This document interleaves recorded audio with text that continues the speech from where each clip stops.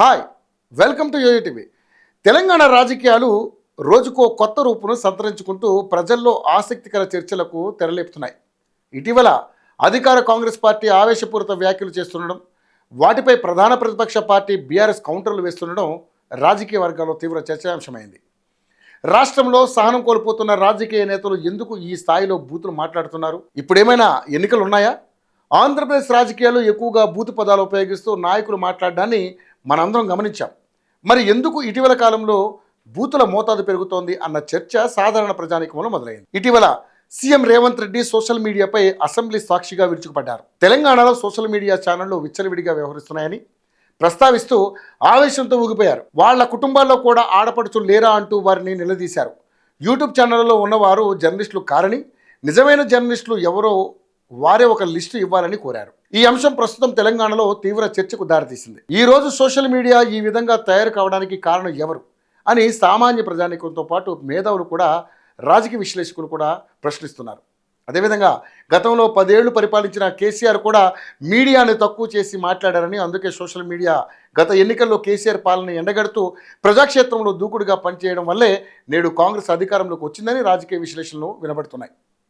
రాజకీయ పార్టీలు కూడా తమ ఉనికిని చాటుకోవడానికి పలు ఛానళ్లను రాజకీయంగా వాడుకుంటున్నాయన్న చర్చ కూడా ప్రస్తుతం సోషల్ మీడియాలో చర్చనీయాంశంగా మారింది. యూట్యూబ్ ఛానళ్లు కావాలనే కాంగ్రెస్ ప్రభుత్వాన్ని అబాస్పాలు చేయాలని పబ్లిక్తో ఒక ప్లాన్ ప్రకారం మాట్లాడిస్తున్నారని ఇటీవల ఒక యూట్యూబ్ జర్నలిస్ట్ని అరెస్ట్ చేసిన సంగతి తెలిసిందే.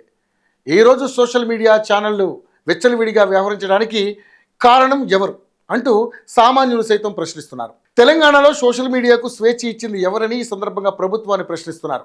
గత బీఆర్ఎస్ పార్టీని గద్దెదించడానికి రాజకీయ పార్టీలు కేసీఆర్ కుటుంబాన్ని అబాస్పాలు చేయలేదా అన్న చర్చ కూడా ఇప్పుడు మొదలైంది. మాజీ ముఖ్యమంత్రిని గద్దెదించడానికి కొన్ని రాజకీయ పార్టీలు వారిని పావులుగా వాడుకోలేదా అన్న విమర్శలు సైతం సోషల్ మీడియాలో చక్కర్లు కొడుతున్నాయి.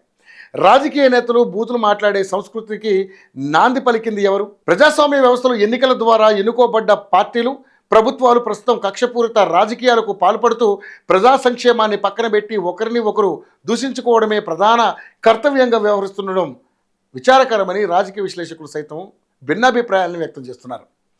ఇటీవల రేవంత్ రెడ్డి అసెంబ్లీలో చేసిన వ్యాఖ్యలపై మరో చర్చ నడుస్తోంది. ఎప్పుడైతే రాష్ట్రంలో రేవంత్ రెడ్డి అధికారంలోకి వచ్చారో నాటి నుండి కొన్ని ఛానల్స్ ఆయనపై వ్యక్తిత్వ హననానికి పాల్పడుతున్నాయని, అందుకే సీఎం రేవంత్ రెడ్డి అలాంటి వ్యాఖ్యలు చేశారని అంటున్నారు.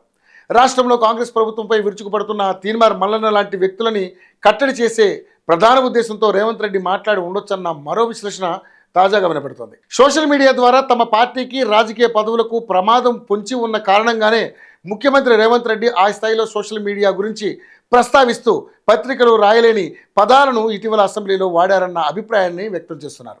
మొత్తానికి సోషల్ మీడియాకు స్వీయ నియంత్రణ ఉండాలని, ప్రజలు కొన్ని సందర్భాల్లో సహనం కోల్పోయి అసభ్యంగా మాట్లాడిన వీడియోల్ని జాగ్రత్తగా ఎడిట్ చేసి ప్రసారం చేయాలని, ఎవరి మనోభావాల్ని దెబ్బతీసే అధికారం సోషల్ మీడియాకు లేదని కోదండరాం లాంటి నాయకులు వారి అభిప్రాయాన్ని వ్యక్తం చేస్తున్నారు. సొసైటీలో జర్నలిజం విలువల్ని కాపాడాలని, ప్రజలకు కావాల్సిన విలువైన అంశాల్ని చేరవేసే వారధిగా పనిచేయాలని, ప్రజలకు ప్రభుత్వానికి మధ్య విలువైన సమాచారాన్ని చేరవేసే మీడియేటర్స్గా బాధ్యతాయుతంగా వ్యవహరించాలని విశ్లేషకులు అభిప్రాయాన్ని వ్యక్తం చేస్తున్నారు. అయితే ఇలాంటి అన్ని అంశాల్ని పరిశీలిస్తున్న ప్రజలు ఎన్నికల్లో ఓట్ల ద్వారా తమ సత్తా చూపిస్తారని అంటున్నారు. రాజకీయ పార్టీలు, ప్రభుత్వాలు రాష్ట్రాభివృద్ధి, ప్రజా సంక్షేమం కొరకు బాధ్యతాయుతంగా పనిచేయాలన్న ఒపీనియన్స్ పబ్లిక్ నుండి వస్తున్నాయి.